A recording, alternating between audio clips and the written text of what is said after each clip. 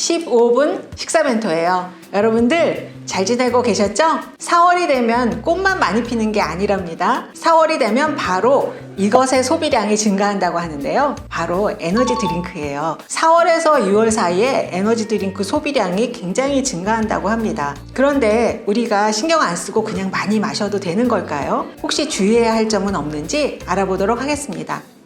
먼저 에너지 드링크란 무엇인지부터 알아보도록 할게요. 말 그대로 에너지를 공급해주는 음료수다라는 의미죠. 우리가 간혹 스포츠 드링크랑 혼용해서 쓰기도 하지만 스포츠 드링크는 물이라든가 전해질을 공급해주는데 반해서 에너지 드링크는 체력 보충을 목적으로 마시게 되는 음료예요. 그래서 잠을 쫓거나 집중력을 높이고 싶거나 체력을 빨리 보충하고 싶을 때 마시는 경향이 있어요. 그러면 에너지 드링크의 영양 성분을 한번 알아보도록 할게요. 많이 이용하는 핫식스, 레드불, 몬스터 에너지 세 가지 제품을 비교해 봤는데요.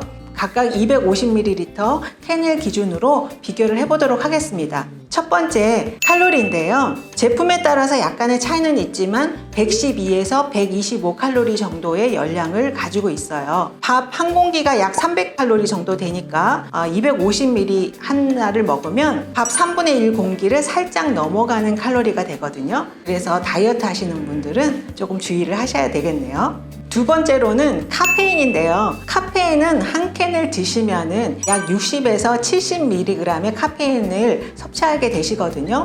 성분 표시를 보시면 과라나 추출물이라든지 카페인이라든지 이렇게 쓰여진 걸로 보실 수가 있어요. 이것은 카페인이 들어갔다라는 의미인데요.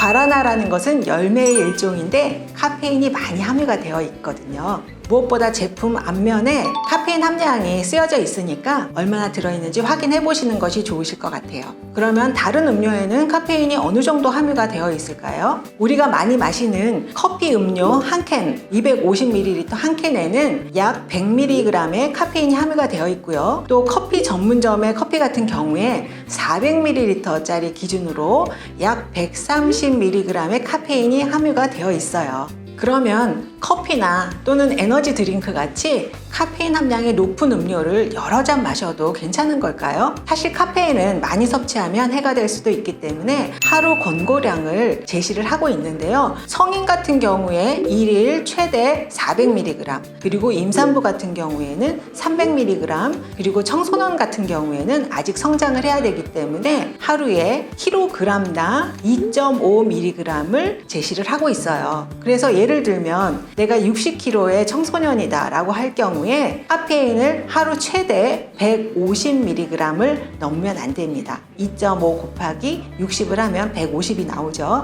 그래서 150mg 이내로 섭취해야 되는데 에너지 드링크의 앞쪽 표시면을 보시면 고카페인이라고 쓰여 있잖아요. 고카페인 음료라는 것은 1ml당 0.15mg 이상의 카페인을 포함하고 있을 때 우리가 고카페인이라고 표시를 하게 됩니다. 고카페인 음료에는 총 카페인 함량, 고카페인 음료 또는 임산부, 어린이, 카페인 민감자는 주의하시오라는 문구들이 쓰여져 있으니까 잘 확인해 보시면 좋겠어요. 세 번째는 단순당이에요. 단순당은 빠른 시간 내에 에너지로 변하는 특징이 있죠. 그래서 에너지 드링크를 마시게 되면 카페인이라든가 단순당으로 인해서 우리가 빠른 시간 내에 체력이 보충되는 느낌을 가지게 되는 것이거든요. 그런데 문제가 되는 것은 당의 함량이에요. 세계보건기구 WHO에서는 하루 최대 당류를 50g 이내로 제한을 하고 있거든요. 더 바람직스러운 것은 25g 이내로 조절하도록 그렇게 제시를 하고 있어요. 그런데 우리가 에너지 드링크 250ml짜리 한 캔만 드셔도 단순당을 30g 정도는 섭취하게 되시는 거니까 주의하시는 게 좋겠죠. 이 외에도 피로회복 기능이 있는 타우린이나 비타민 같은 것들도 함유가 되어 있습니다. 카페인은 잠을 쫓아주는 효과가 있지만 사실 에너지 드링크는 개인마다 체감도가 굉장히 차이가 많은 것으로 알려져 있어요. 효과가 있다고 하더라도 점점 내성이 생기기도 하고요. 사실 피곤하거나 체력을 회복하고자 할 때에는 잠만큼 좋은 게 없죠. 적절한 수면을 통해서 피로 회복과 스트레스 해소를 하는 것이 필요합니다.